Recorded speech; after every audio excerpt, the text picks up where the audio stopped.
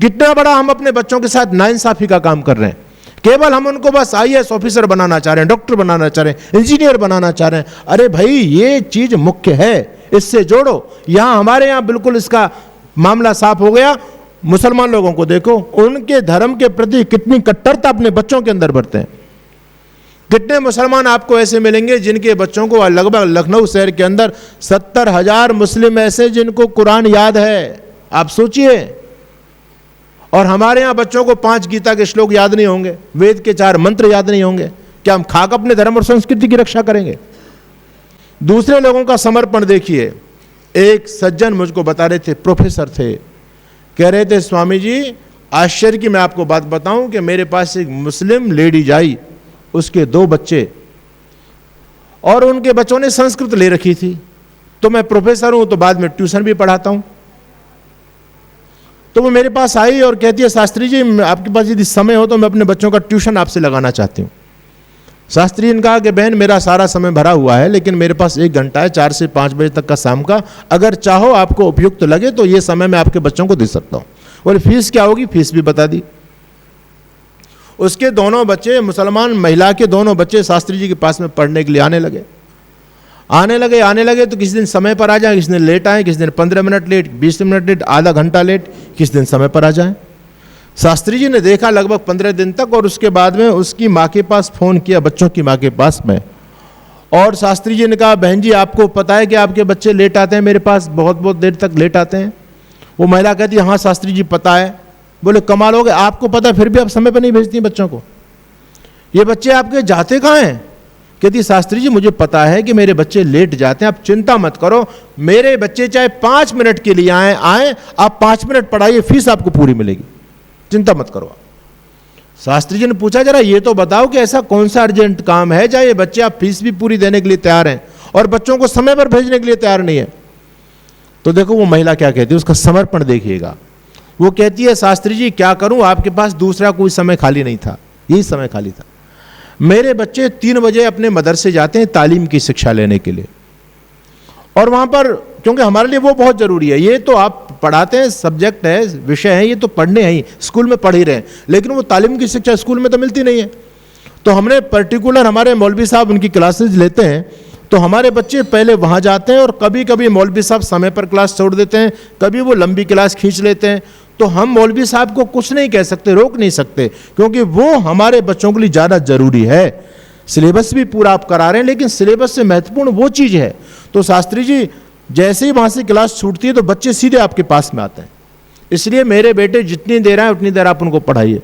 आप उस महिला का समर्पण देखो कि वो कोर्स की चिंता नहीं है उनको केवल एक ही चिंता कि मेरा बच्चा कट्टर मुसलमान बने, अपने कुरान को और हदीस को अपने जीवन में अपनाए, उसके अनुसार चलने वाला बने। वो उन लोगों का समर्पण देखो। हम क्या कर पा रहे हैं आज? हमने अपने बच्चों को फ्री छोड़ दिया, फ्री। अच्छा ये देखो क्या स्थिति समाज की क्या हो गई। कहते हैं जी बच्चों के पास समय नहीं है। समय सबके पास में है, माता पिता का नियंत्रण खत्म, बच्चे कहां जा रहे हैं किसी को पता नहीं, बच्चे उल्लू बना रहे हैं। कानपुर की घटना, हुक्का बार के अंदर 15 लड़की पकड़ी गई, और वो सारी की सारी हिंदुओं की लड़की और मुसलमान लड़कों के साथ में सारी की सारी। अब कह रहे हैं दरोगा जी हमारी इज्जत बचाओ, पैसा चाहे कितना भी लग जाए कि लेकिन हमारी इज्जत बचाओ। अरे इज्जत का तो मैं ख्याल कहां था? जो संस्कार देने का समय बच्चे फ्री छोड़ दिए, कहते जी समय नहीं है, तो तैयारियां कर रहे हैं। वो क्या तैयारी कर रहे हैं तो बाद में पता चलिए। तो फिर मैं आप लोगों से निवेदन करना चाहूंगा कि स्थिति समाज की बदल रही है, भयानक रूप से बदल रही हैं, और जानबूझ करके हमारी संस्कृति को समाप्त करने के लिए ये बॉलीवुड के जो भाड़ है ना, भाड़, इन्होंने पूरा बीड़ा उठाया हुआ है कि इस हिंदू सनातन संस्कृति को कैसे समाप्त करना है। और हमारे बच्चों ने आजकल उनको अपना आइडियल माना हुआ है। जो भी कोई हीरो जैसी कटिंग कर दे तो बच्चे वैसी कटिंग करने लग जाते हैं। कोई फटा कपड़ा, कोई नंगा घूमने लग जाए तो बच्चे नंगे घूमेंगे, क्योंकि उनके आदर्श वो लोग बने हुए हैं। उनको बहुत बड़े पैमाने पर पैसा दिया जाता है, और पैसा इसलिए कि तुम लोग ऐसा आचरण करो जिससे हिंदू लोगों के बच्चे बिगड़े, क्योंकि वो आपको आदर्श मान के चलते हैं। ऊटपटांग उन्होंने सीरियल बनाए सारे के सारे, है ना, ऐसे सीरियल बनाए जिससे चरित्र का हनन होता है, परिवार जिससे टूट रहा है, रिश्तों में खटास पैदा हो रही है, लड़ना झगड़ना आजकल की हमारी माताएं बहनें मोबाइल से सीरियल पर देख करके सीख रही। कैसे कैसे गंदे गंदे सीरियल चल रहे हैं, है ना। सास बहू की लड़ाई कैसे कराई जाए ये सीरियल से देखो, देवरानी जेठानी में कैसे लड़ाई की जाए ये देखो, है ना, भाई भाइयों में आपस में कैसे वैमनस्य पैदा किया जाए ये सीरियल आपको सिखा रहे हैं। और ऐसे ऐसे सीरियल, भाभी जी घर पर हैं क्या, अरे भाभी जी का तेरा क्या मतलब, भाभी जी घर पर हैं क्या, बेवकूफ़ी की बातें चल रही हैं। लेकिन हम अपने बच्चों को फ्री छोड़ करके बैठे, कोई चिंता वाली बात नहीं है। तो मैं आपसे ये कहना चाहता हूं कि ये स्थिति समाज की जानबूझ करके बिगाड़ी जा रही है। ईमानदारी के लोगों के जीवन से खत्म, आजकल वो छल फरे धोखाधड़ी वाले सारे सीरियल बनाए जा रहे हैं। कोई ईमानदारी वाला, कोई सत्य जो है ना, अपने पुराने जो पूर्वज हुए, जो संस्कृति के लिए, धर्म के लिए मर गए, मिट गए, सत्यवादी राजा हरिश्चंद्र, उनका कोई सीरियल नहीं बनाता। इनके बदमाशों के सीरियल बन रहे हैं। जो चोर हैं उनसे बच्चे क्या सीखेंगे, चोरी करना सीखेंगे। तो स्थिति ये है, समाज का ताना बाना बिगड़ रहा है। अब इसको बनाना हमारे हाथ की बात है। मैं फिर कहता हूं कि हर व्यक्ति अपने दायित्व का निर्वहन करे, माँ अपने भूमिका को अदा करे, पिता अपनी भूमिका को अदा करे, शिक्षक, ऋषि कहते हैं मातृवान पितृवान आचार्यवान पुरुषो वेदा। ये 3 लोगों की जिम्मेदारी है समाज को बदलने की, 3 लोगों की। लेकिन आश्चर्य की बात है कि तीनों ने पल्ला झाड़ दिया। तीनों में से कोई भी व्यक्ति अपनी जिम्मेदारी नहीं संभल रहा है। पहली जिम्मेदारी किसकी, बच्चे का पहला गुरु कौन, मां बच्चे का सबसे बड़ा गुरु, सबसे पहला गुरु, लेकिन वो खुद गुरुओं के चक्कर में घूम रही है। वो बच्चों को क्या शिक्षा देगी उसको पता ही नहीं है। उन्होंने अपना पीछा छुड़ाने के लिए बच्चों के हाथ में मोबाइल दे दिया है। अच्छा, आपका बच्चा संध्या करता है नहीं करता, ये आप ध्यान दे रहे हैं बच्चे पर, बोलिए। आपका बच्चा कितने बजे जगता है ये किसका काम है, कौन सिखाएगा, माँ। लेकिन माँ कुछ कह नहीं रही है। बच्चा शायद 7 बजे जगे, 8 बजे जगे, माँ ने अपने हथियार डाल दिए। बच्चा कहां जा रहा है, आप बच्चे का अपना मोबाइल चेक कर सकते हो क्या? ऐसे ऐसे कोडवर्ड लगे हुए हैं कि बड़े बड़े इंजीनियर फेल हो जाएंगे, नहीं खोल पाएंगे उनको। स्थिति समाज की हो रही है। तो पहला दायित्व जिसके कंधे पर है, माँ का सबसे बड़ा रोल, माँ गुरुओं की भी गुरु है। माँ का प्रभाव बच्चे के जीवन में सर्वाधिक होता है। वो माँ ने बच्चों को संस्कार देना बंद कर दिया। और दूसरा दायित्व किसका है, पिता का। माँ के बाद पिता है। अच्छा, माता पिता दोनों ने पल्ला झाड़ दिया। अपने पूर्वजों से शिक्षा लो, उन्होंने कैसे कैसे संतानों का निर्माण किया, आपको जानकारी होनी चाहिए। भगवती सीता ने अपने संतानों को कहां पर जन्म दिया है जी? अरे बोलो तो सही। हां, आश्रम में, जंगल में जन्म दिया। और केवल ये लवकुश का ही जन्म जंगल में नहीं हुआ, जिसके नाम से देश का नाम भारत पड़ा, वो शकुंतला नंदन भरत कहां पैदा हुए? जंगल में। अच्छा, ये लोग सब जंगली थे क्या? क्यों जी? इनके पास में सुख सुविधाएं नहीं थी क्या? सब कुछ था इनके पास में। सीता तो राजमहिषी थी, रानी थी, वो सामान्य महिला नहीं थी सीता जी।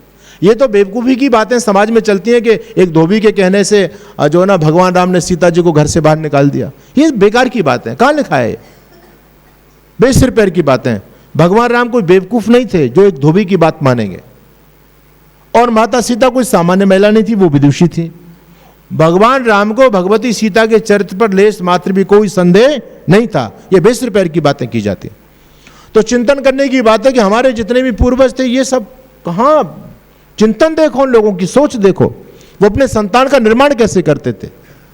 उनको इस बात का ख्याल होता था कि हमको अपने बच्चे को बनाना है। तो भगवती सीता भगवान राम की आज्ञा लेकर के, और राम और सीता जी की दोनों की योजना थी। ऐसे नहीं कि भगवान राम ने सीता जी को घर से निकाल दिया। दोनों की सहमति से, दोनों की योजना से महर्षि वाल्मीकि के आश्रम में गई, और वहां जाकर के किस लिए? दिव्य संतानों को जन्म देना है। क्योंकि माँ और पिता ही संतान के निर्माता होते हैं, और सबसे बड़ी भूमिका माँ की होती है। आप संस्कार विधि पढ़िए। आजकल लोग कहते हैं कि बच्चे बिगड़ रहे हैं, संस्कारहीन हो रहे हैं। अरे बच्चे तो संस्कारहीन होंगे ही जब हम बच्चों के संस्कार ही नहीं करा पा रहे। कौन अपने बच्चों का संस्कार करा रहा है? ऋषि लोगों ने पूरा प्रोसीजर दिया हमको, विधि दी, विधान, कि मानव को महामानव कैसे बनाया जा सकता है। एक तरीका ऋषि दयानंद जी महाराज हमको दे करके गए, लेकिन संस्कार विधि के पन्ने खोल करके पढ़ते नहीं है। वो हमारे पूर्वज थे, इस बात को जानते थे। माता सीता ने बहुत ही तपस्वी पुत्रों को जन्म दिया, और जंगल में इसीलिए क्योंकि वो राज के विलासी वैभव से दूर रहें। सुविधा भोगी मेरे बच्चों का जीवन ना बन जाए, मुझे बच्चे तपस्वी बनाने हैं। देखो क्या उनका चिंतन था। और जैसा जिसके लिए दोनों पति पत्नी ने तपस्या की, उसका परिणाम भी बच्चों के जीवन में देखने को मिला। छोटे छोटे बच्चे, भगवान राम ने अश्वमेध यज्ञ का घोड़ा छोड़ा, आप लोगों ने सबने वो कहानी सुनी है। घोड़े के पीछे सेना भी जा रही है, लेकिन उन बच्चों ने देखा कि हमारे ऋषि आश्रम के सामने से घोड़ा जा रहा है, और ये माना जाता है कि घोड़ा जहां से निकल गया वो स्थान जीता हुआ माना जाएगा राजा का, और हमारे रहते हमारे आश्रम को कोई जीत ले। बच्चों का शौर्य देखो, पराक्रम देखो। बच्चों ने घोड़े को बंधक बनाया, बांध दिया, और जब कोई घोड़े को बांध देते तो युद्ध करना पड़ता था, पीछे सेना होती थी, वो अपने घोड़े को छुड़ाने का प्रयास कर रहे हैं। लेकिन दोनों छोटे छोटे बच्चे इतने धनुर्धर, इतने प्रतापी, इतने योद्धा कि बड़े बड़े धनुर्धारी चल रहे थे, सेना में सबको बांध करके पटक दिया।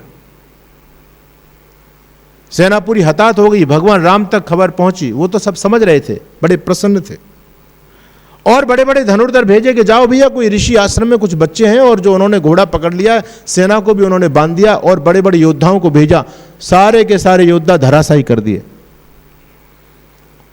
अंत में भगवान राम बोले हम स्वयं जाएंगे अपने घोड़े को छुड़ाने के लिए। बच्चों को यह नहीं बताया गया कि तुम राजा राम के पुत्र हो, ये तो पता था कि तुम्हारे पिता का नाम राम है, लेकिन यह नहीं पता था कि अयोध्या के राजा ही तुम्हारे पिता हैं। अगर यह पता चल गया तो बच्चों के मन में यह आ सकता है, अरे पिताजी राजा हैं और हम जंगल में पड़े। निर्माण करना चाहते थे। बच्चों को पता चला कि अब की बार तो स्वयं राजा राम आ रहे हैं, बड़े प्रसन्न हुए, अच्छा अब की बार तो राजा राम के साथ में भिड़ंत होगी अपने। महर्षि वाल्मीकि को पता चला, अरे ये तो बच्चे बड़े अनाड़ी हैं, ये तो राजा, इनका अनाड़ीपना भी नहीं है, वो तो भाई लड़ेंगे अपने स्वाभिमान के लिए। लेकिन महर्षि वाल्मीकि ने बनाया, बेटे नहीं, वो राजा राम वही तो तुम्हारे पिताजी हैं। बोले अच्छा, तो आपने तो कभी हमको बताया नहीं। बोले आज तो बता दिया। इसलिए पिताजी का सम्मान करना, शस्त्र मत उठा देना। बच्चों ने कहा गुरुदेव बिल्कुल नहीं उठाएंगे, लेकिन एक बात हम पिताजी से जरूर पूछेंगे, एक प्रश्न पूछेंगे। ऋषि ने कहा क्या प्रश्न पूछेंगे? बोले ये तो उन्हीं से पूछेंगे, आपको थोड़ा बताएंगे, उन्हीं से पूछेंगे। बच्चे तैयार हैं, उधर से भगवान श्री राम आए और वो सब अभिवादन हुआ। पता चला तो उन्होंने पूछा कि पिताजी हमको पता चला आप हमारे पिता हैं और हमारी मां भगवती सीता, हम आपसे ये पूछना चाहते हैं कि आप इतने बड़े राजा थे, आपने मां को जंगल में क्यों भेजा? क्या मां से कुछ भूल हो गई थी? मां से कोई पाप हो गया था जिसका प्रायश्चित के लिए आपने उनको राज्य से बाहर कर दिया? कोई अपराध हो गया जिसका आपने दंड दे करके जंगल में भेज दिया? राष्ट्रकवि मैत्रीशरण गुप्त हुए, उन्होंने वैसे भगवान राम के जीवन से संबंधित बहुत सारी पुस्तकें लिखी। रामायण है, रामचरितमानस है ना, बहुत सारे हैं, राधेश्याम रामायण है। तो उसी प्रकार से गुप्त जी ने पुस्तक लिखी जिसका नाम है साकेत। उसमें वो बड़ा सुंदर चरित्र चित्रण राष्ट्रकवि मैत्रीशरण गुप्त देते हैं।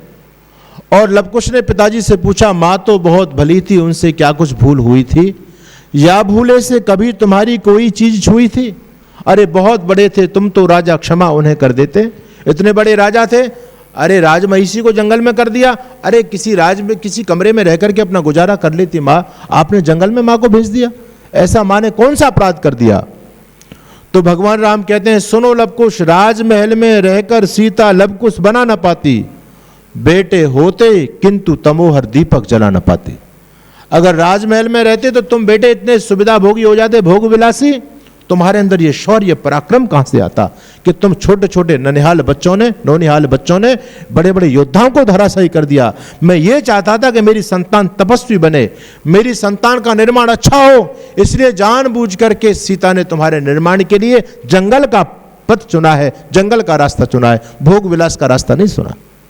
तो ये चिंतन मैं आपके बीच में दे रहा हूं कि हम जैसा चाहें संतानों का निर्माण हो सकता है, बशर्ते राम पैदा होंगे, लवकुश पैदा होंगे, कृष्ण भी पैदा होंगे, लेकिन कौशल्या, सीता और देवकी की आवश्यकता बनना पड़ता है।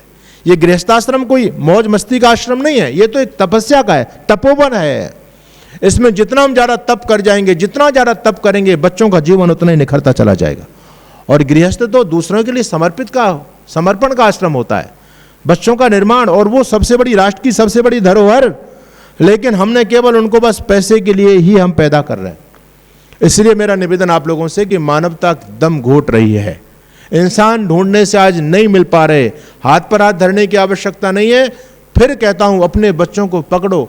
अच्छा, अगर आपने अपने बच्चों को आर्य समाज से जोड़ दिया है तो आपका बच्चा यहां ना सही, ऐसी भी बात है कि आपके बच्चे यहां नहीं होते हैं, बाहर है, कोई जॉब में है, कोई कहीं है, लेकिन यदि वो संस्कार आपने बचपन से दिए हैं तो वो जहां पर भी होगा वो अपना ठिकाना खोज लेगा।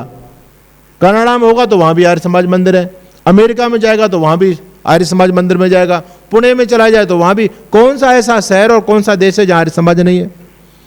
लेकिन आवश्यकता तो संस्कारों की है। वो तड़प, वो निष्ठा आपने अपने बच्चों के अंदर जगाई या नहीं जगाई, वो पैदा किया नहीं पैदा की, कि वो जहां भी जाए वो आर्य समाज को खोज ले। ये हम नहीं कर रहे, हम केवल उसको डॉक्टर बनाने में लगे हुए। 100 से अधिक देशों में देखा जाने वाला, सर्वाधिक लोकप्रिय और सबसे अधिक फॉलोअर्स के साथ पूरी दुनिया में आर्य समाज के विचारों का प्रचार करने वाला एकमात्र चैनल वैदिक प्रचार।